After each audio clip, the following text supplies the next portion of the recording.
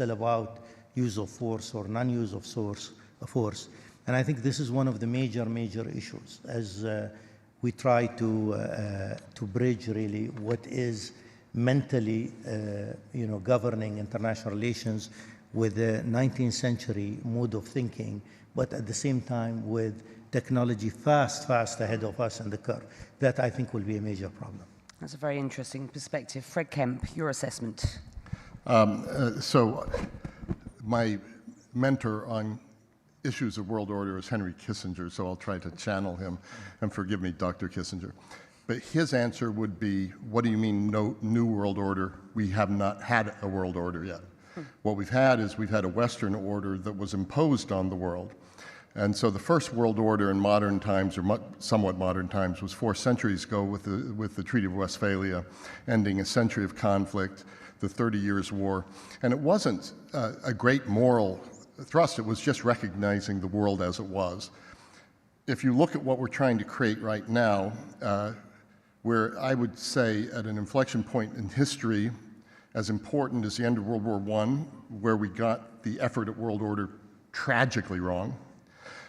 We ended up with millions of dead, the Holocaust in World War II.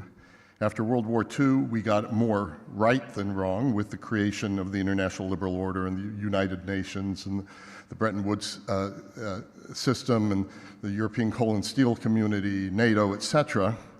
And then the Soviet Union fell. And then the Cold War, we thought it was the end of history.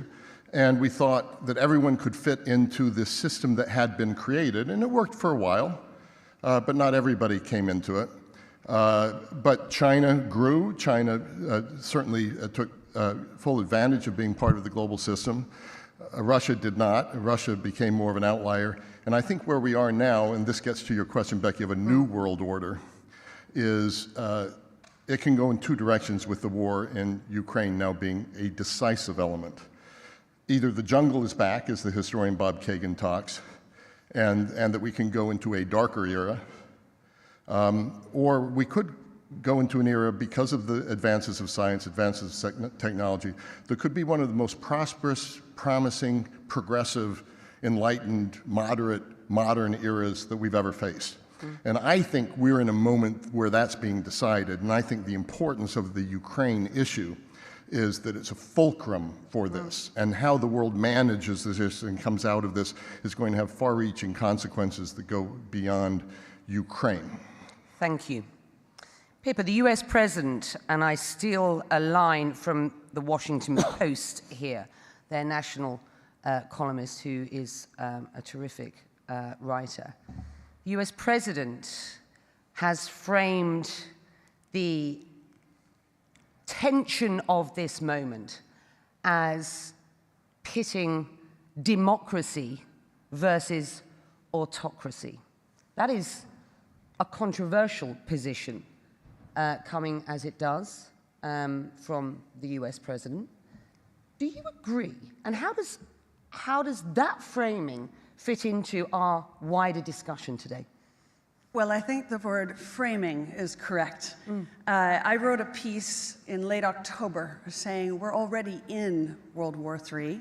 We are already in conflict that extends so far beyond Ukraine, actually, even within the context of Western Europe. But we've clearly been pretty much at war in space, below the surface of the oceans, submarine warfare between superpowers.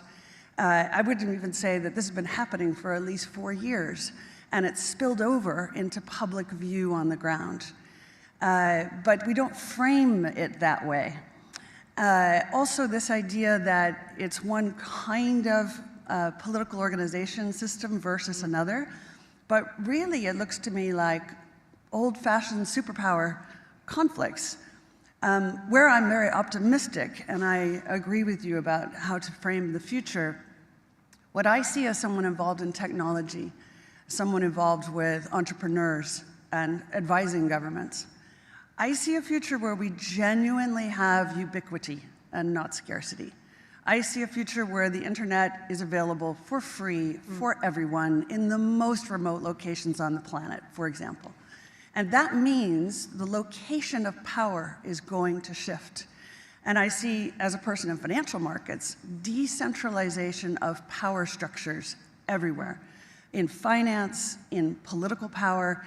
And in fact, this conflict that we're in right now may be the beginning of that shift. I certainly see many people from the industrialized world looking very actively to move to places that they used to consider emerging markets, to build businesses there, to expand there. So I also think, to finish, this idea that autocracies have an advantage over democracies, I will fight that tooth and nail. I don't think it is correct, and I think our view that just because, for example, China had a more autocratic approach made them more successful is unproven by time. And we are going to find the places that allow the entrepreneurial spirit to thrive the most and give the greatest political latitude are the ones that are going to grow the best. Thank you, Pippa. George, your assessment, briefly. I think human beings live their lives in a storm, and nations live their lives in a storm. And we're gifted with nostalgia. We remember times that never were and long for them. So we are now in a normal condition of humans. We love those we love, we hate those we hate, we fight, we make up. And human beings are this thing. But it is the most interesting thing that we remember things that we never ever were. We remember a time where this tension of love and hate didn't exist. We remember a time that if we could only get back to, all would be well. And sometimes we imagine that if I have the internet, that will take me home. But there is no going home, we are at home. And we have to be at peace with where we are. And there is no time that has ever been at peace with the chaos that it was surrounded by. And that's the tragedy of the human condition and its greatness. Right, thank you. Your positions are quite clear. Dr. Anwar Gargash, then, let's just start with you. If we are looking at a new world order that is, as Pippa describes it, decentralized, if we are looking at a new world that is not a single power based, as it were, and a world that is layered by these, what feel like very new global issues of climate change, of cybersecurity, as you suggest, of technology and the speed of that. What does that mean for this region? Because the perspective that we discuss world order through, as Fred has rightly pointed out, has been a Western perspective. My sense is that we must stop doing that. So what is the impact on this region? I think to start with, Becky, the region has to catch up. I mean, the region is really behind various other regions in the world. And I think it's by prioritizing its own politics and prioritizing its own polarizing wars and confrontations. The region really, I think, number one, as the world is becoming multipolar, and I believe it is, and I agree also with the idea that this multipolarity is moving from economic to, from political to economic to what I would call even currency multipolarity as we move forward. I think the region is really going through two phases. Number one is witnessing the sort of upper structure changing, but it has to catch up. And it has to catch up by emphasizing, in my opinion, non-political issues. Some of them are global issues, the ones you mentioned, and certainly COVID is a clear test of what we should be concentrating on: food security and cyber capability and climate change and others. But more fundamentally, I think the region lags behind in terms of multi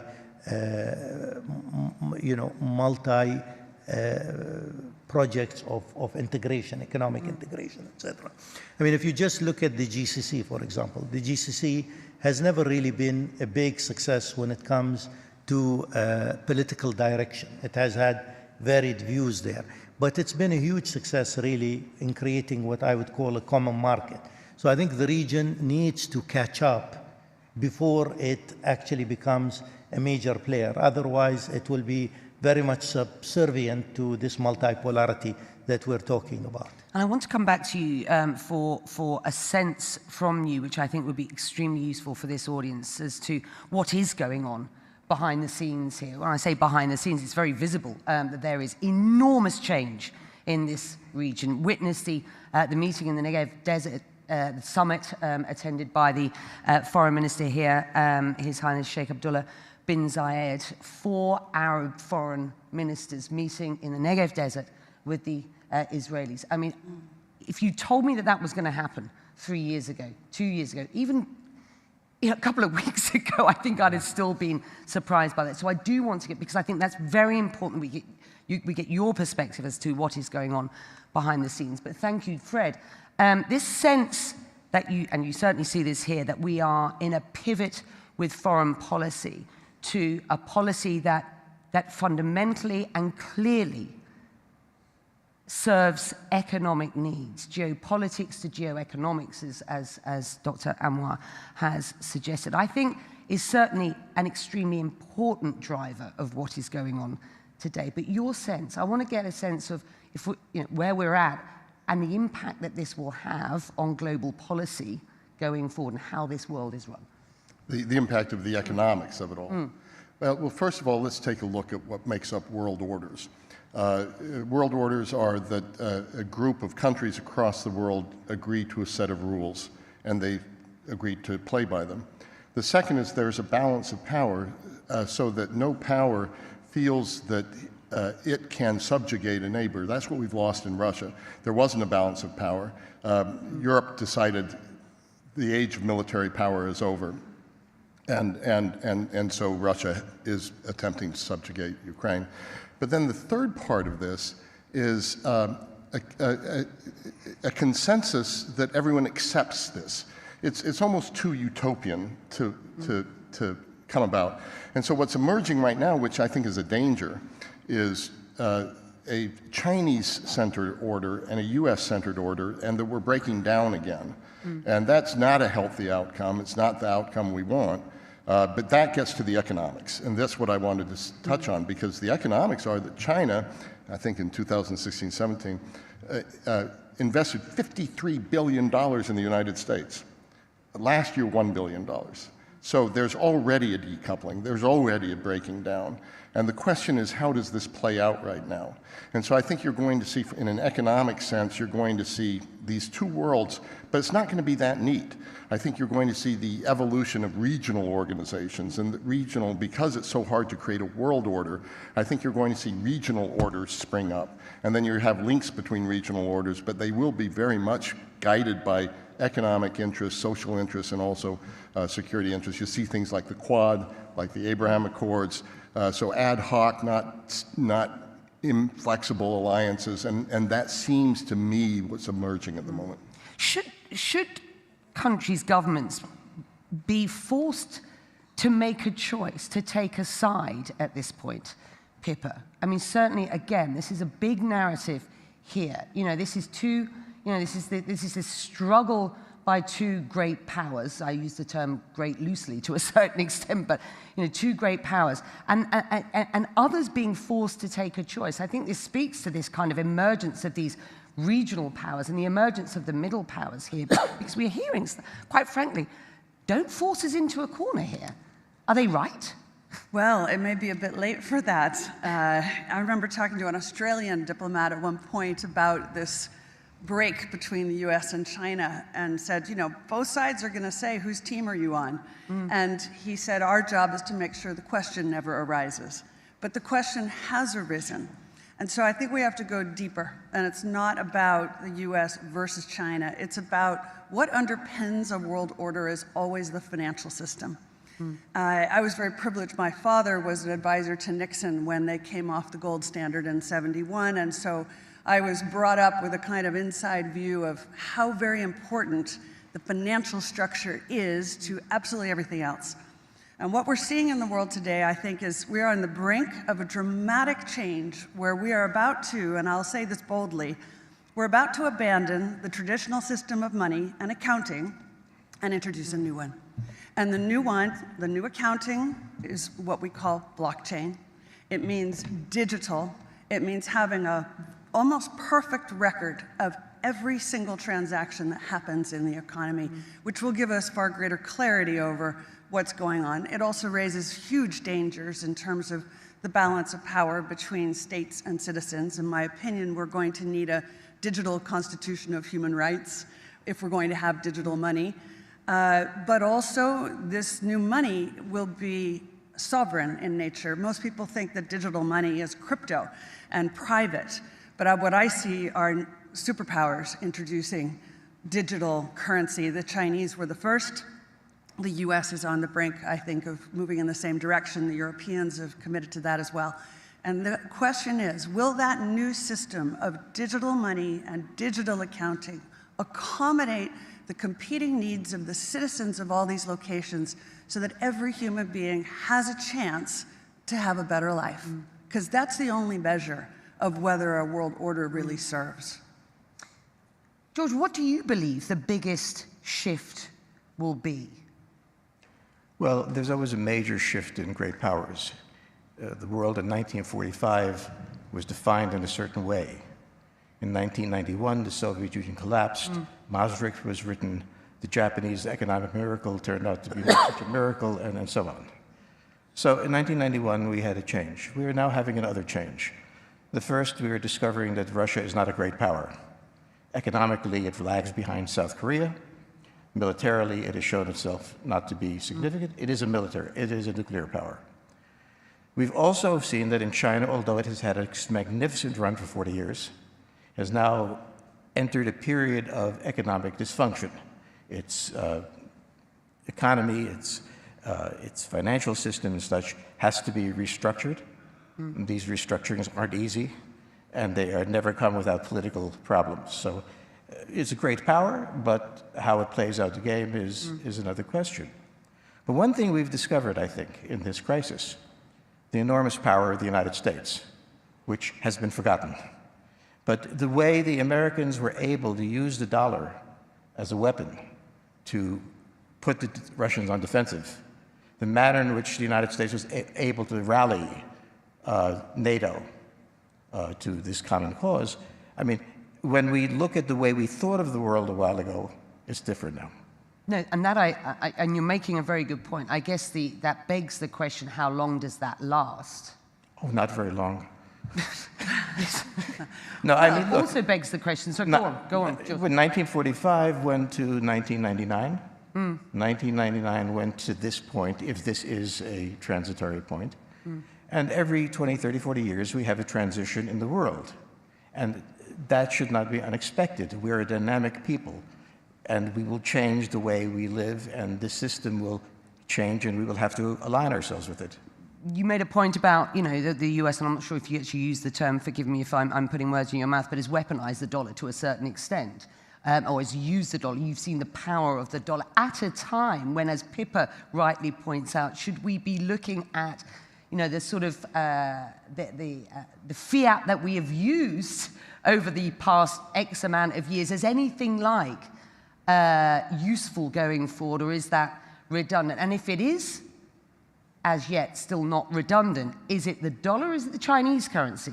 And we have seen the efforts or the noises made by the Kingdom of Saudi Arabia recently, just to suggest that it doesn't have to be the US currency that is the currency of repute going forward. You're all making some absolutely fascinating points. I think, with 15 minutes left of what is a ridiculously short panel as far as I'm concerned, I think it's important to get a sense from you all as to how you believe governments will navigate the new global dynamics to shape a better future, which brings me very neatly to, if you will, Dr. Anwar, just explain, if you can, what is going on in this region at present? Well, I think, first of all, we've gone through a very difficult and torturing decade. And I think from the UAE's perspective, we need to turn the page and start a new page.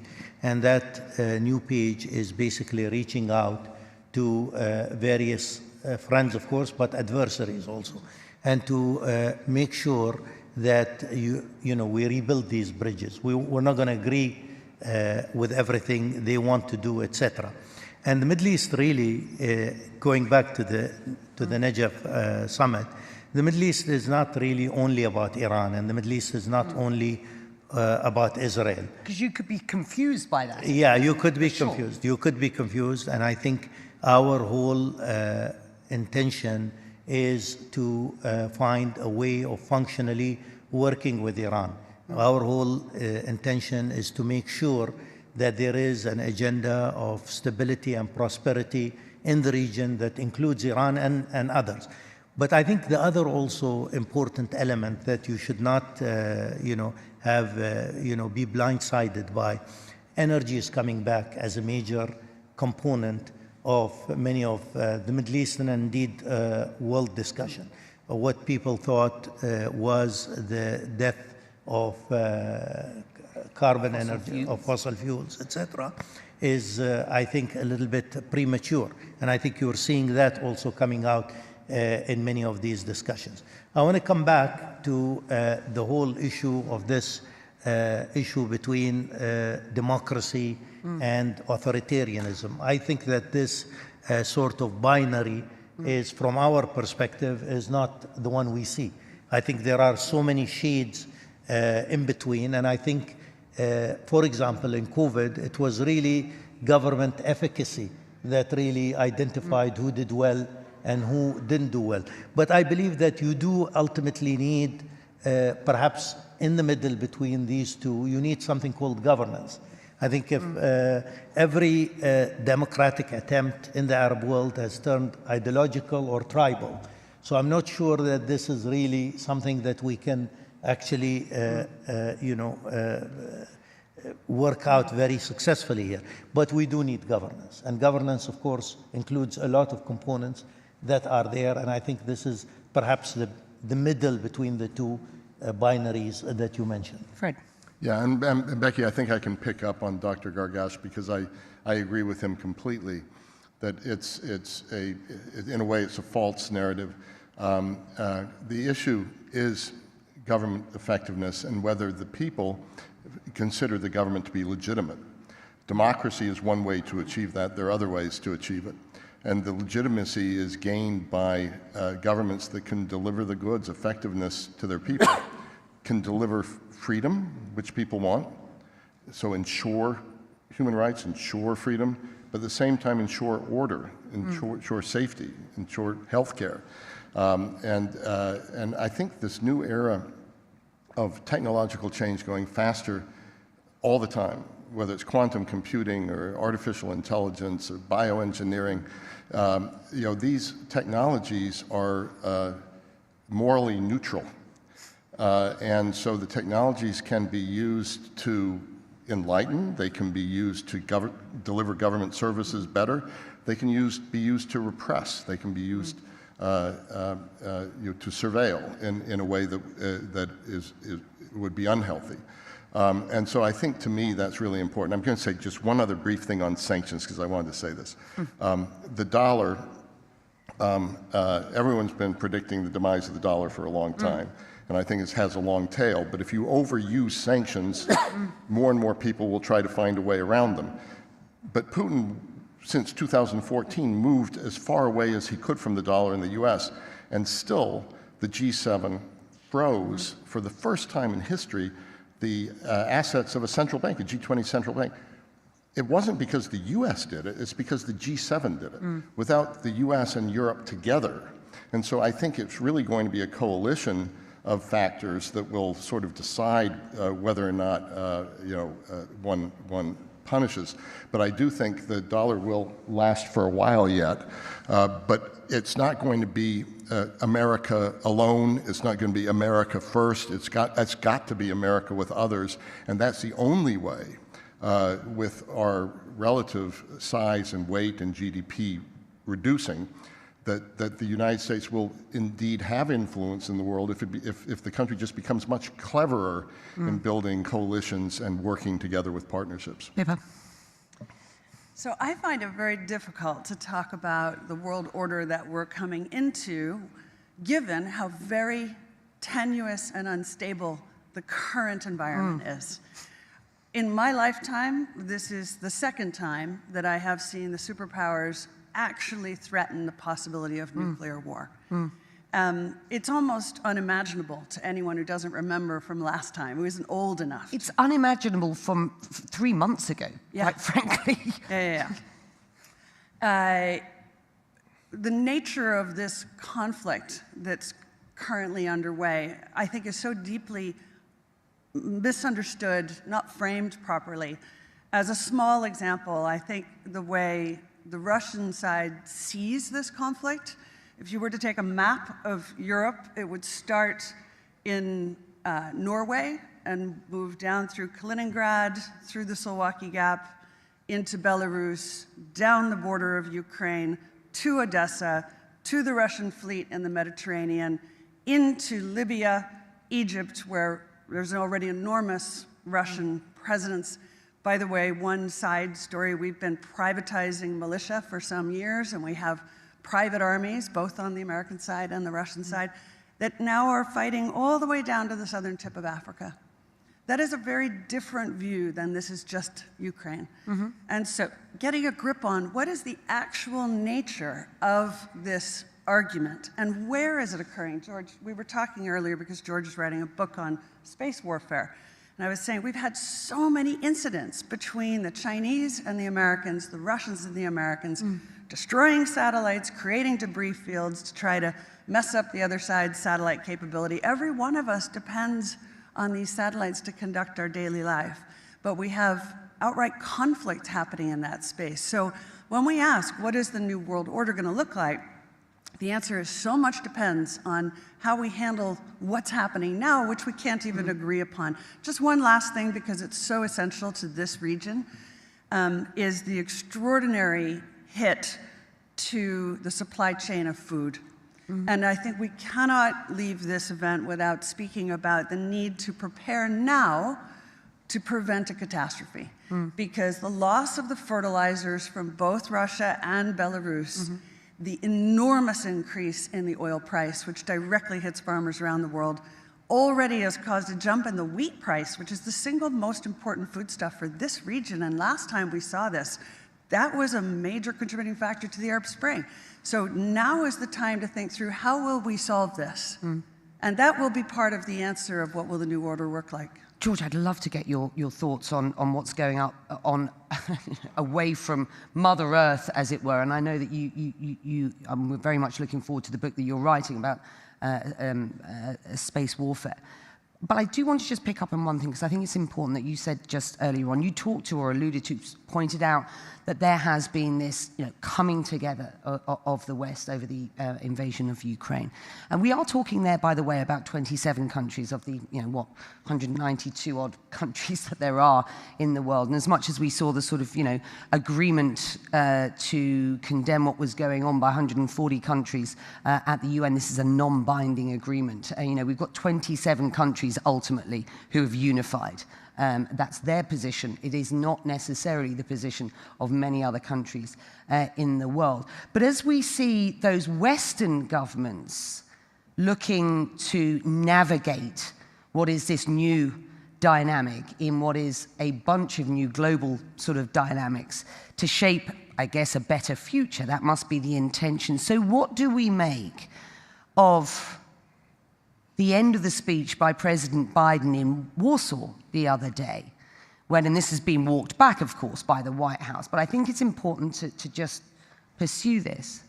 The fact that the president of Russia, Vladimir Putin, he said, should not stay in office or cannot stay in office. Now, I point out once again that the White House has walked this back. They've said he isn't calling for regime change. But as we consider how governments navigate this future, what was your assessment and the potential impact of that? I'd like us to think of the 20th century.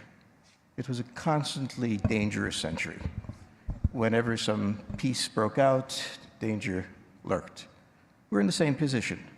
What we have learned during this is that we're in a dangerous world, that events that we don't anticipate may define who we are, that it's very difficult to handle and very dangerous. That the president spoke of getting rid of Putin. Well, many of us spoke of getting rid of Putin. But this is the US president. Yes, I understand. Out loud on a public platform. All right, well, we spoke of getting rid of Hitler and others, so we may have a discussion. The idea that an American president speaking about getting rid of a hostile foreign leader is not very particularly novel. Of course, the press is shocked, I say, to hear such talk.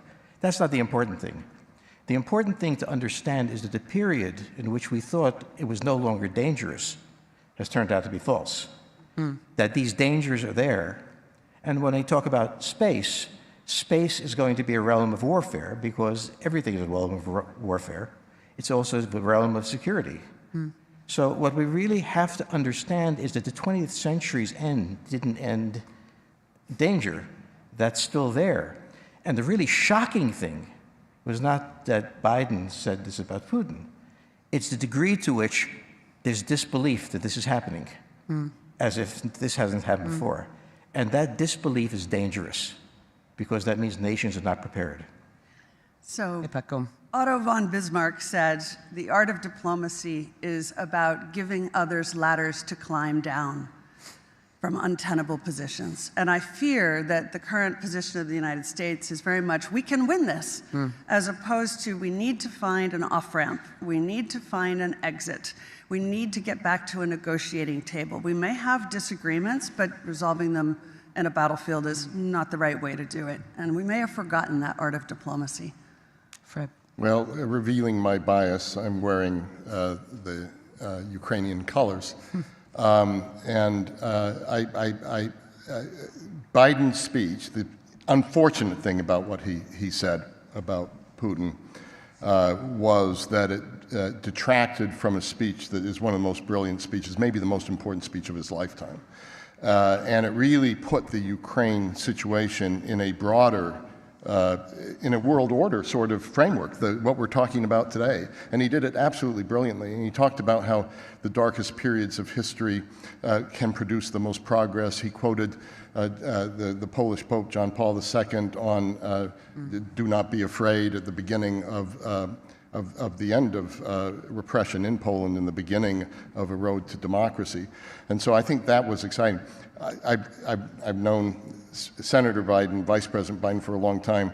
That was not a mistake. And it may not have been in his talking points, but you have to watch the clip. He planned to say that. And he now has defended it himself in saying, look, I don't want to be about regime change. I'm just saying this kind of person, I'm paraphrasing now, this kind of person who has launched an unprovoked, illegal, criminal war only because his neighbors wanted sovereignty, independence, and democracy, doesn't have, his own people ought to be asking whether he's in the right place or not. And so, let the president have a break on this one. He's not calling for regime change. It's a good story for a few days. But the fact of the matter is it was a brilliant speech. It was a brilliant framing. And what Putin has achieved, and I would say to a certain extent President Xi, is there is a unification right now. There's a unity in NATO. There's a unity among Western democracy, and I would say among. And again, I am also careful, Dr. Gargash, about this issue of democracy and autocracy. I really think it's the forces of civilization and the forces of the jungle. It's forces of moderation, the forces of backwardness. And I think the forces of modernization, the forces of good, the forces of progress going into the future are unifying again. And they were a bit on their back foot over the last decade. Do you agree, Dr. Anwar Gargash? I think everybody speaks with his own background, his own experiences. And with his own or her own lens. Yeah, I think that's natural. But coming back, I think coming from a region of forever wars, complicated issues, and you know, we've gone through Afghanistan, we've gone through Iraq, we've gone, I think one of the things that we notice, for example, is if you allow a conflict to take a long time, then you have what I would call byproducts of the conflict. And I just think about the instability in Iraq and the war in Syria and the birth of ISIS, for example. If we had been able to resolve that issue earlier, we would not have had the repercussions. So I'm very much with the latter thing. is I think that we do need in Ukraine, Ukraine is going to be a significant change in the international order. And I think the repercussions are going to be quite deep and prolonged. But I think we do really need to find a political solution, and it starts with a ceasefire and a political solution ASAP. We need to do that because the danger of horizontal or vertical escalation is real, and I think we should not, diminish the idea of that sort of escalation. That's it.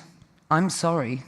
I feel that this could have been much longer. I wish it had been. I know that you are all here, so for the audience, I'm sure that you are all eager to continue this conversation. It cannot be completed in 40 minutes, but we've given it a good go, I hope you agree. Certainly your perspectives are incredibly invaluable as we set out what is a very transformative time. Are we ready? I don't know. Are we at an inflection point? I think we all agree that we are. Thank you very much indeed for being with us today, and to my esteemed panel. Thank you. I'm very grateful. Thank you, Becky.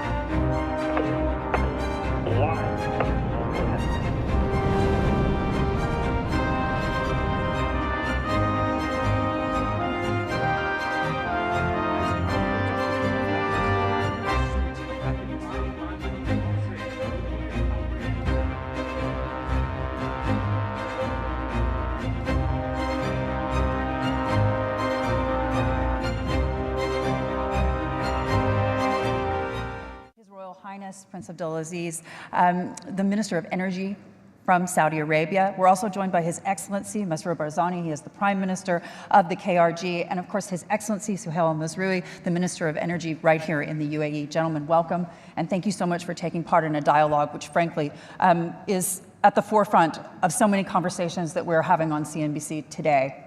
I just want to take a moment and ask each of you to have a think about how dangerous you find the world to be today. We're talking about inflation, the prospect of stagflation. We're talking about higher energy prices. We're talking about people struggling to afford the basics of life at a time when there is rising violence. And I am not just talking about the conflict in Ukraine today. I'm also talking about the attacks right here at home in the region. Your Royal Highness. Well, you have to define for me, what do you mean by danger? There is quite a few definitions now of danger. I can speak a lot about the type of danger that we're having here in the region, and it's quite multifaceted, to be honest. One that has to do with deep national security issues, such as safety of people, first and foremost, such as the ability to continue running our economy, at all levels, including ensuring that we continue supplying the world with the required energy. And as you have seen last week, we have made a political statement saying clearly that we are no longer responsible on the issue of security of supply, fundamentally because we don't see that there is enough attendance to this issue, collective, comprehensive attendance to this issue. So there is a serious issue for us. It goes without saying that if this security of supply is impacted, it would impact us, certainly our economy, our well-being, our people. But more fundamentally, I think it's also will affect the world economy. So you are into a period of jittery period, defined by unfortunate narrow band approaches where people are focused on their regional issues without looking comprehensively to the impact, the global impact. Sir, and just to follow on to that, was it a mistake for the United States to remove its Patriot missiles from Saudi Arabia? No, I'm not into that business. My job is an energy minister. But it does impact energy because they're targeting infrastructure. I know how to move oil and I know how to move gas, but I know and I've seen and the world had seen what it means to have a city that was supposed to enjoy and we did enjoy and we will continue to enjoy our living. The race of Formula 1, but 2 nights before that, some rockets that falls into pump stations and what have you, and disrupt the going concern of our lives, disrupt our environment, and put to question our ability to supply the world with the necessary energy requirements. Well, in the old days, we, along with our friends here in the UAE, worked on a collective effort to assure and ensure energy security. If these pillars are no longer there, I don't think it should not be too presumptuous that we can handle it ourselves alone, be it ourselves as Saudi Arabia. I don't want to speak on behalf of the UAE, but I think I can share with you the thought that we as a GCC country, we have developed and delivered our side of the story. Others needs to deliver their own side of the commitment. Otherwise, the very pillar of energy security will be disturbed, to say the least. Prime Minister. Well, I believe that in different regions, people have a different definition for danger. Whether the world is a dangerous place to all or not would depend on who you're asking. Of course, there is danger against your own existence. It's about security challenges, economic challenges, food security. All of these can be challenges that we all face at different times. It's the players actually that pose the danger against others. So it's the behavior of the actors that can be studied, that needs to be studied to see what the intentions are and what they want to do. In our case, we see that there is a lot of interferences in our region. And unfortunately, sometimes when you see injustice, when you see inequality, there is always the possibility of different reactions to it. And it's the clash of these sort of behaviors that sometimes leads to a dangerous situation. In our case, it's always been a dangerous situation for us. And today, with the deterioration of the security in other parts of the world, that the level of danger in our region has also increased. When people feel poorer, they're more likely to do irrational things, and their behaviors change according to that. We've seen that in the past when the rise of terrorist organizations. One of the reasons why some people collaborate with terrorism is because they feel injustice and inequality. They feel oppression. And that's what really leads to people to take actions. And that's also true for the states. Yeah. States are also looking at their interests. And what is interesting or can be beneficial to a state may be a danger to another. So once again, the definition of danger varies from place to place. Yeah. But I believe the world always can be a dangerous place if we don't control the behavior of the actors. Yeah. Your Excellency. Well, I think I agree. The definition of danger varies from one region to another, from one country to another. But I think if we can agree on one thing, what is dangerous is poverty, and what is dangerous and poverty push to terrorism, and those people could be target. So we lived in a kind of a hope prior to COVID. We hit with COVID, and everyone was looking to recover and to build prosperity further. We are, due to the geopolitics, the energy security becoming a priority now, and some countries are forgetting the affordability. And I'm worried about the affordability. Yeah. That's why His Royal Highness, myself, and all of our partners in OPEC+, we're trying to maintain that order and bring resources to the market as much as we can at a pace that is reasonable for us. And for that to happen, we need resources, financial resources, we need to invest, and we need to decouple politics from energy availability and energy affordability. I'm worried that because we are mixing the two, we could end up in a situation where energy affordability becoming an issue, and that would definitely lead to ultimately to poverty, and ultimately could lead to a stagnation of the world economy. So we are trying, but we cannot be blamed for everything. We're doing our best, and I am worried that if we don't tackle the affordability element, other than the energy security and the sustainability, which is also very important. So 6 months ago, we were focusing on sustainability. That was the aim, and no one thought about the energy supply, security, and all of that. And suddenly now we're shifting to another element, which is energy security. So we need to have it, and we're selective from one source to another.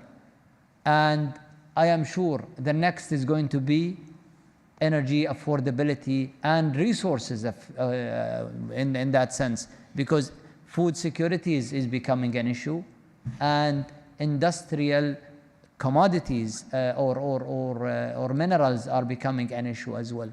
So the risk I see is, or the danger is poverty, which could lead to people having to go and join those terrorist groups.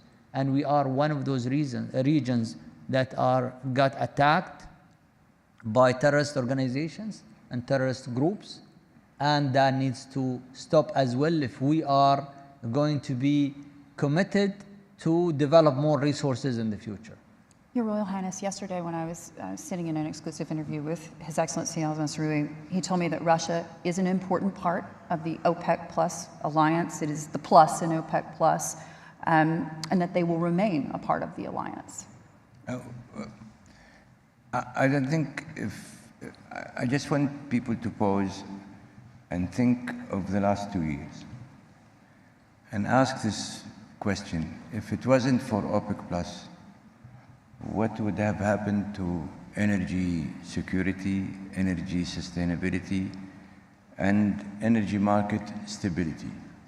And I go by not only oil, but the broader perspectives of energy.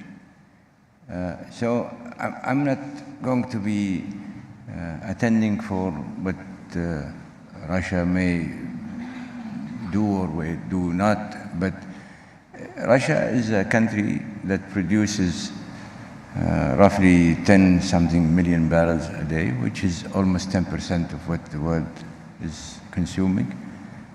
It also produces a good amount of gas, and a major component of the gas. So my reaction to your question has to do with the sizable contribution it makes. Now, I listened to Sahel from afar on what he said yesterday about the relevance of the contribution of Russia. I know that we are getting into a tacky, tiptoeing issue. I certainly believe that if it wasn't for OPEC Plus existence, we would not be celebrating a sustainable energy market to its level with even today's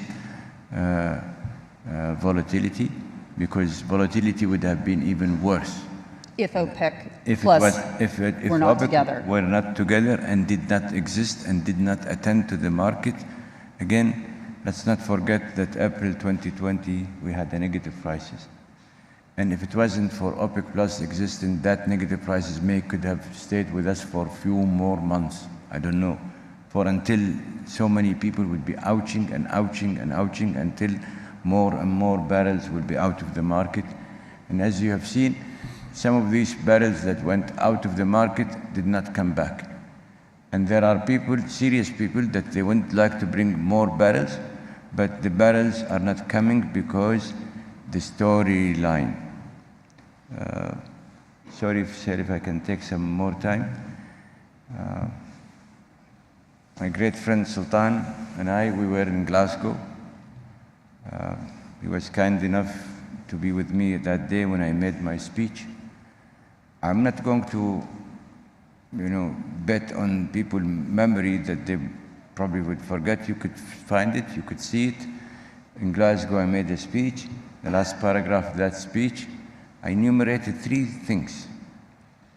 And it was in Glasgow, when everybody was talking about, as Sir was saying, about sustainability, climate change, climate change, climate change. I said, and I would repeat, and I would differ with Dan Yergin, because I was the one who first mentioned security of supply.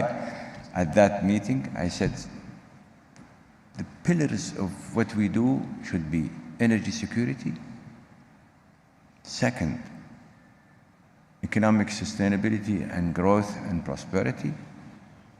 Third, and I'm not ranking, but actually I call them the 3 pillars. Climate change attendance. But truly, you cannot attend to climate change without getting energy security. Yeah. And certainly, if you don't have energy security, you would not have economic prosperity, you would not have economic growth. And if you don't have the 2, you would not lose the means of attending to climate change. Yes. In that day, I can see it in faces. Oh, yeah. He's the representative of Saudi Arabia bragging about these things. Well, here comes Johnny. Look at what was happening today. Who's talking about climate change now? Yeah. Who's talking about but attending to energy security, first and foremost? Look at the countries that juggled their own energy mix. Look at how much people are advancing the idea of thoughts. We should focus on energy, on oil and gas, and we are pro-producing oil and gas. And pro, hallelujah, pro using coal. You're pro using coal? No, they are. They are. Your Royal Highness, there is a moral question, and it's something that a lot of us have been talking about over the last several days here at the World Government Summit, which is, of course, the invasion of Ukraine. How do you respond to the critics of OPEC at this point, who say you have a moral responsibility Absolutely, we have to reject Russia as a member? Most all of what I know about Saudi Arabia is that we have voted at the UN clearly, emphatically. We, along with so many of our friends, I think we also did that. And we have really separated the issue. The moral, ethical, political thing, I think there is a platform and there is a forum for it, and we discharge our own beliefs, which is consistent with everybody's belief as far as I know. Now, when it comes to OPEC Plus, OPEC as OPEC priority, and I would take that privilege of saying I've been at it for the last 35 years, and I know how we managed to compartmentalize our political differences from what is good for the common good or the common good of all of us. That culture seeped into OPEC Plus. Yes. So when we get into that OPEC meeting room or OPEC building, as you may recall, everybody leaves his politics at the outside door of that building. And that culture has been with us. So if we don't do that, we would not have dealt with so many countries at different times. Could have been with Iraq at one point, it could have been with Iran at one point, it could have been with others as Saudi Arabia. The reason we have managed to maintain OPEC and maintain OPEC Plus is we discuss these matters and these issues in an entirely silo type of approach, whereby we are much more focused on the common good, regardless of the politics. Your Excellency, Mr. Mazrui, when you think about that with regards to the conversation we had a week before Putin decided to invade Ukraine, you told me that you had no indication, as a member of OPEC Plus, that there was any invasion forthcoming. You didn't think you would go in. As you gentlemen have so often said to me, the purpose of OPEC, the purpose of OPEC Plus is to stabilize the market, provide stability. How can you possibly trust a partner who literally destabilized global energy prices by invading Ukraine? Which basically fundamentally took a dig at what you guys are trying to do. Well, if we mix politics to what we are doing in OPEC, I remember in OPEC and OPEC Plus, we had countries in war, and they are both partners. We did not take a side. And we're not taking a side today or saying this is right or this is wrong when we are inside that organization. We have one mission and only mission, which is stabilizing the market.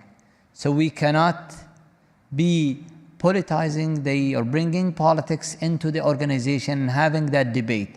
There are other entities or ministries that are in charge of that. Our aim is to calm the market, trying to come up with volumes as much as possible. And if we are asking anyone to leave, then we are raising the prices. Then we are doing something that is against what the consumers want, what the consumers are crying for in many countries around the world who cannot probably have to afford where the prices could go, are asking us to calm the prices, try to bring more resources. How can we contradict with that objective, which serves the whole world by bringing an affordable sources of energy by squeezing or asking to squeeze some of the partners out? We cannot. I mean, if a country decides unilaterally, or 2 countries or 5 countries, they have all the right to select from which resources they buy. But we cannot decide for all of the countries in the world and say, you cannot buy these barrels. I think that is something that is outside the OPEC. If another organization is deciding that, and we had sanctions on Iran, we had sanctions on Venezuela, and they were respected members, and we did not do anything against them. So we've been there. We have seen crises, we have seen wars, and and we stayed at course and we delivered. Just to complement what Suhail was saying, I ask you, who has been throwing these rockets and missiles at us and at Abu Dhabi? Who is financing? Who is training? Who is supplying these weaponries? Is a member of OPEC. I'll leave it for your imagination. Prime Minister, I want to bring you into this conversation because, as His Royal Highness pointed out, cynical minds sometimes help. This is why, literally, I love this subject. Prime Minister, so not only has the UAE and Saudi Arabia been again and again the target of malign influences from Iran, and I'm talking about the Iranian Revolutionary Guard and their proxies, the Houthi rockets that are coming over the border targeting oil and gas infrastructure, as well as civilians. But you, at home, are also a victim of Iranian aggression. Two questions. Are you worried about the fact that the United States seems to be rushing into a new JCPOA deal without a second track to address the malign activities of Iran? And when you take a step back and think about this a bit more broadly about your own economy, how damaging do you believe Iranian aggression is to the KRG specifically? Well, we have been victims of this sort of aggression for a long time now from different sides and different players.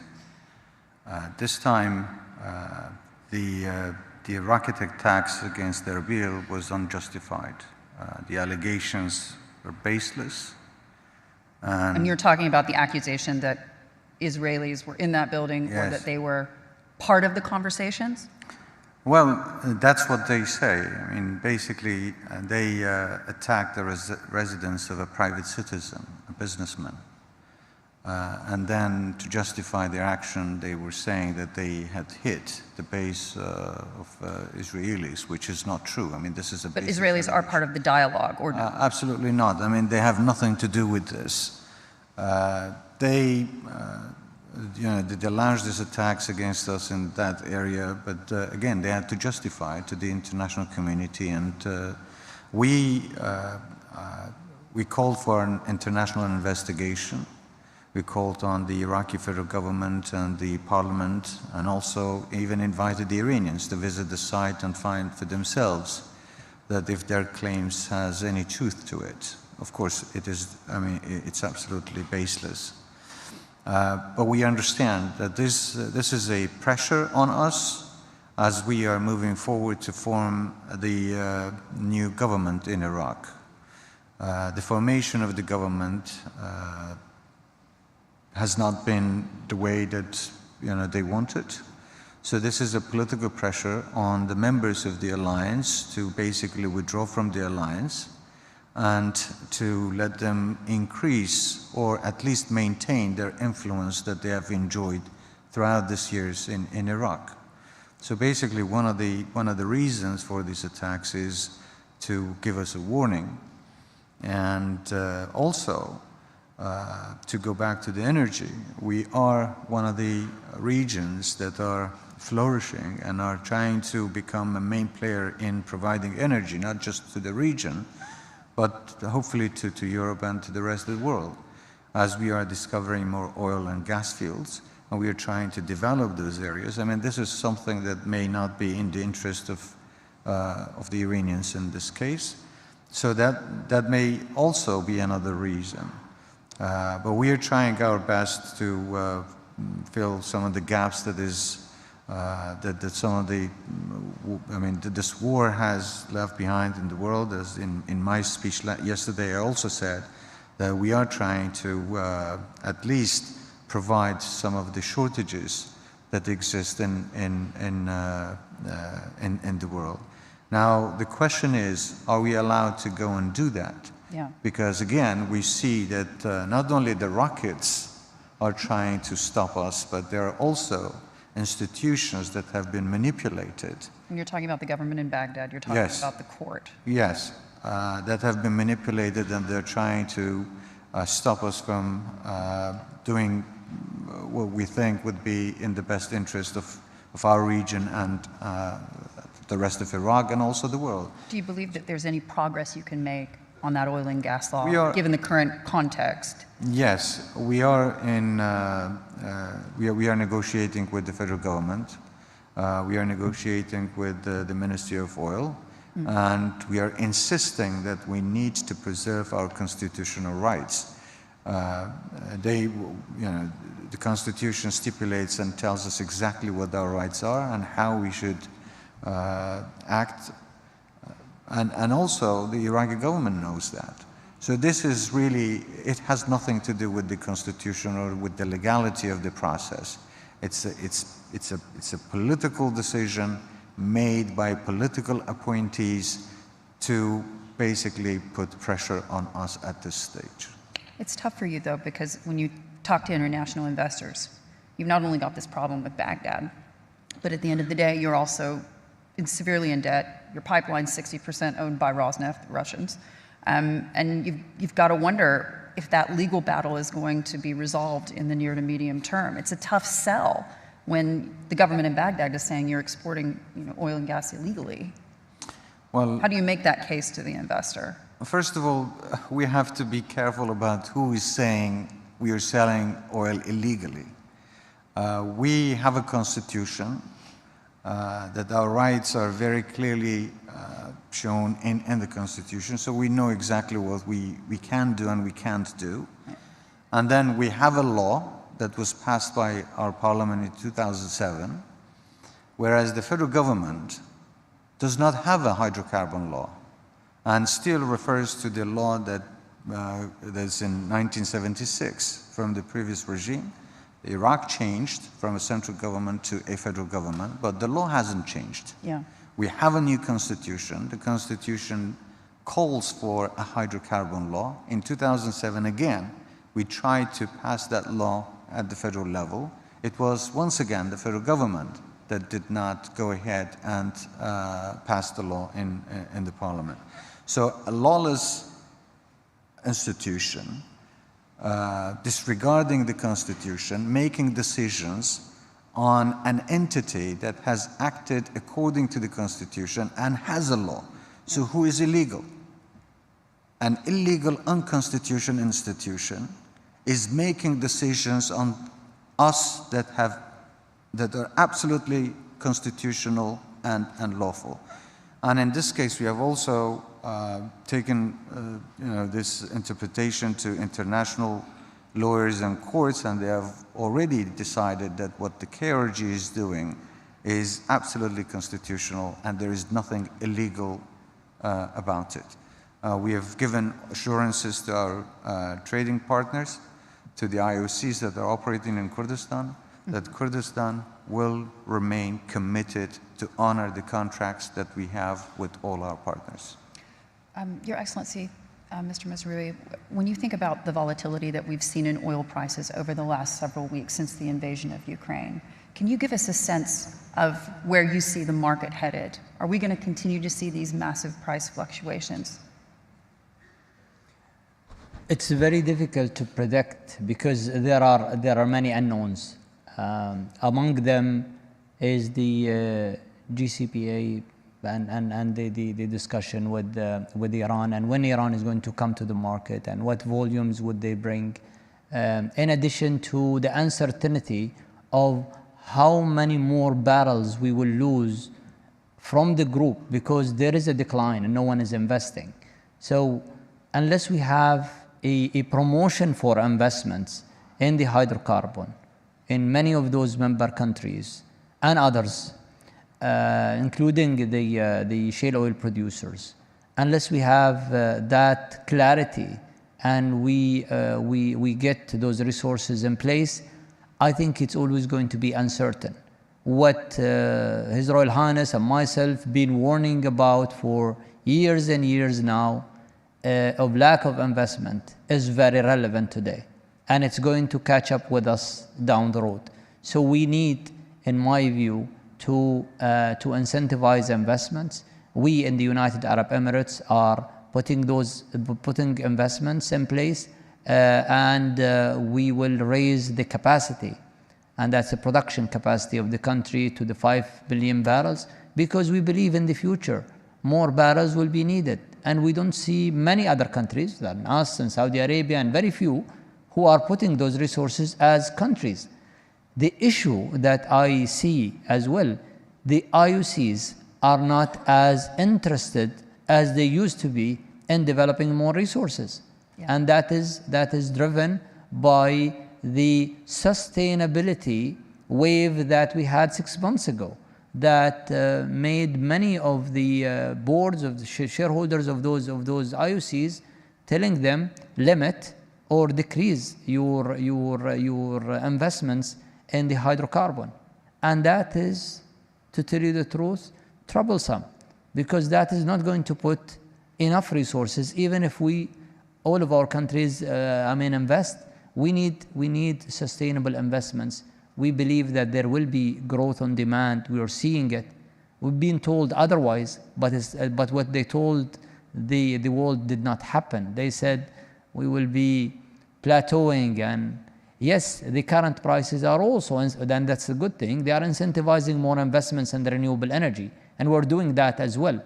But I think for the transition will take time, and transition will need resources, and we need investments. Your Royal Highness, does the energy transition come at the cost of energy security, or vice versa? Shouldn't. I think there is good room, and this is what we are doing ourselves.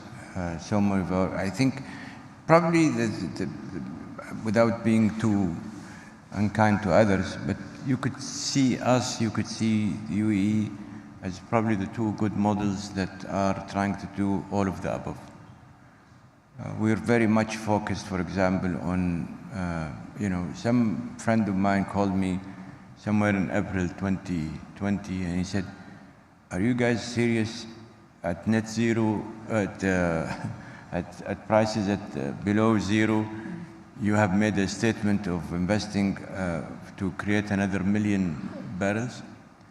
I said, "No, we know that this sub-zero prices will create the environment for that 1 million to be used at some point. I must add that with our own energy mix, we will have an additional 1 million of export capacity.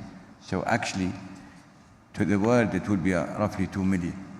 So I believe we're doing, at least in our case, for ourselves and UAE, we have two of the best companies that can produce renewables in the form of Aqua and Master.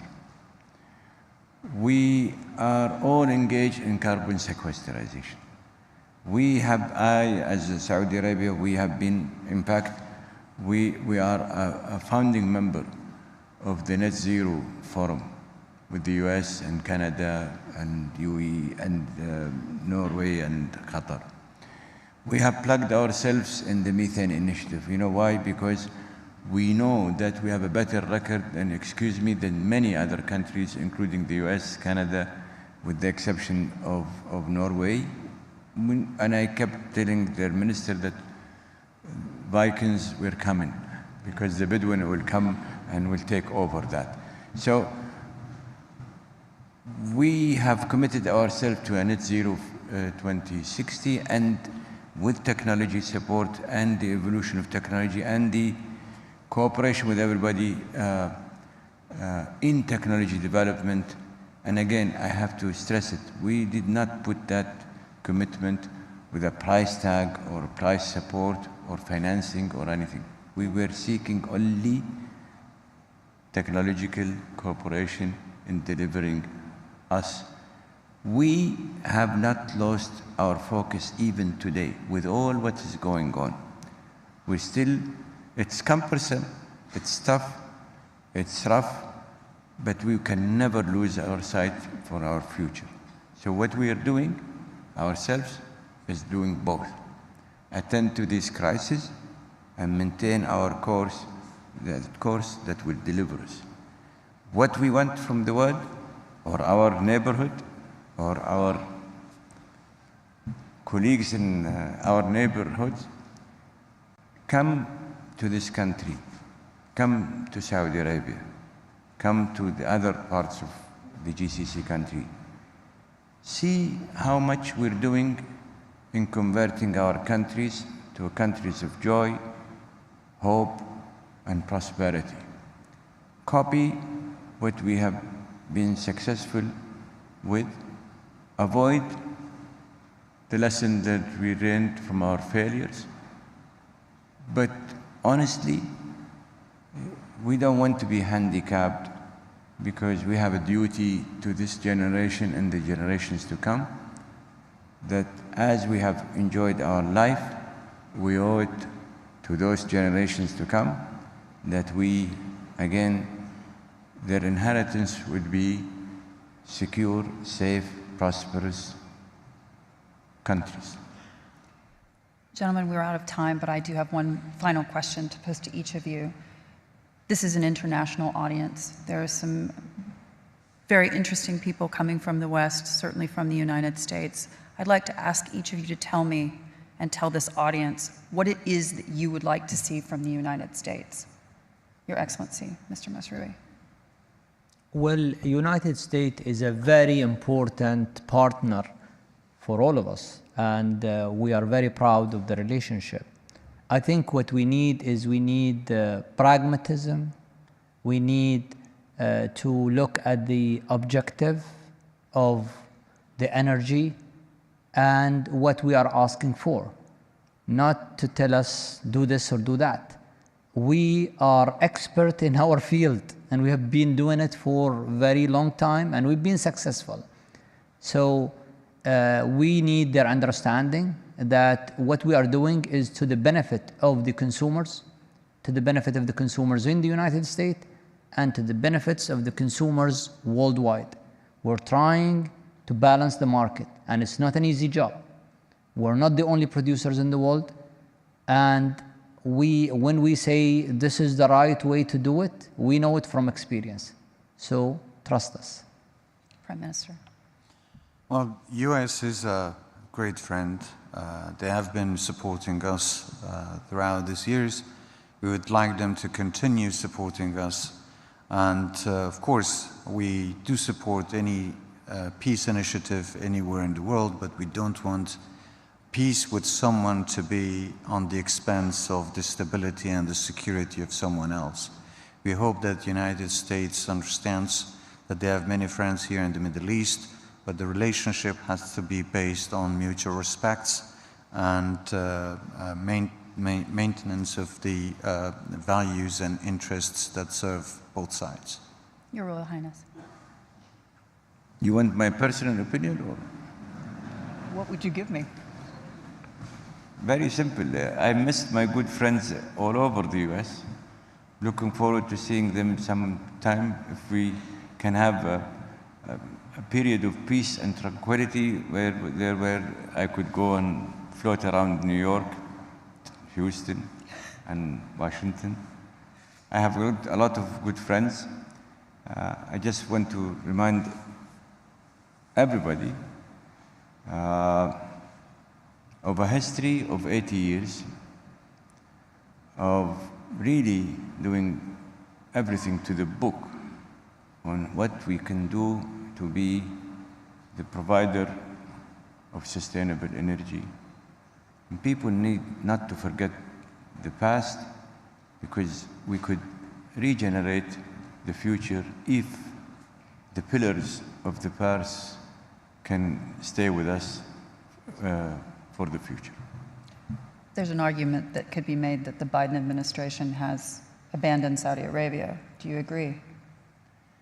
I would not get myself into political. Hadley, you are a fantastic moderator, but my 39 years of government enables me to say, ditch the question and focus on the audience. Your Excellency, Royal Highness, Prime Minister, thank you so much. Thank you.